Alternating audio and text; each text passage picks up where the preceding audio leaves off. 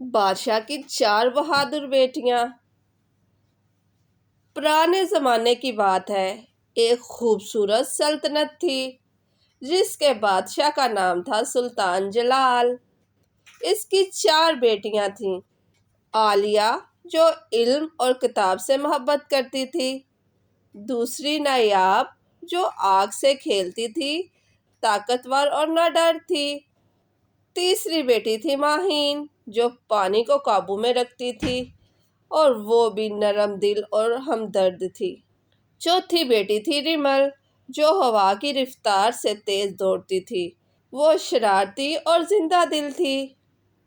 سب بیٹیاں بہت خاص تھیں لیکن آپس میں اکثر بحث کرتیں کہ سب سے بہترین کون ہے۔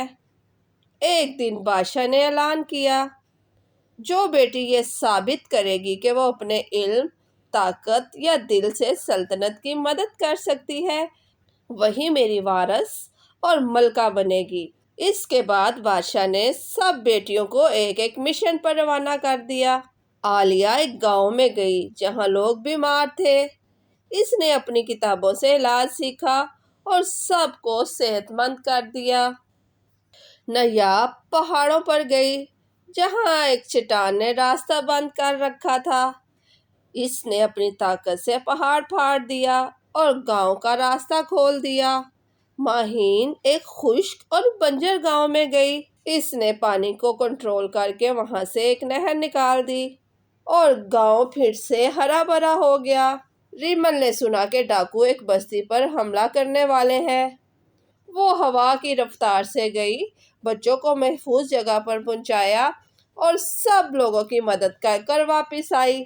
جب 4 بیٹیاں واپس آئیں تو بادشاہ نے کہا، تم سب نے ثابت کیا کہ تم خاص ہو، لیکن اصل حکمران وہ ہوتا ہے جو دوسروں کے فائدے کے لیے اپنی طاقت استعمال کرے، نہ کہ اپنی بڑائی کے لیے۔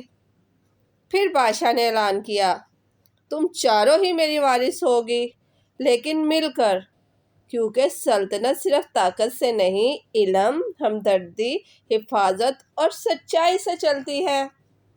اور تب سے سلطنت کا نام رکھا گیا 4 ستاروں کی ریاست۔ اس کے بعد 4 بہنوں نے مل کر ریاست پر حکمرانی کی اور انہوں نے عدل اور انصاف کا بول بالا کیا، کیونکہ وہ سمجھ چکی تھی ہر شخص کی اپنی خوبی ہوتی ہے، لیکن جب وہ ساتھ ہے تو سب سے زیادہ طاقتور ہے۔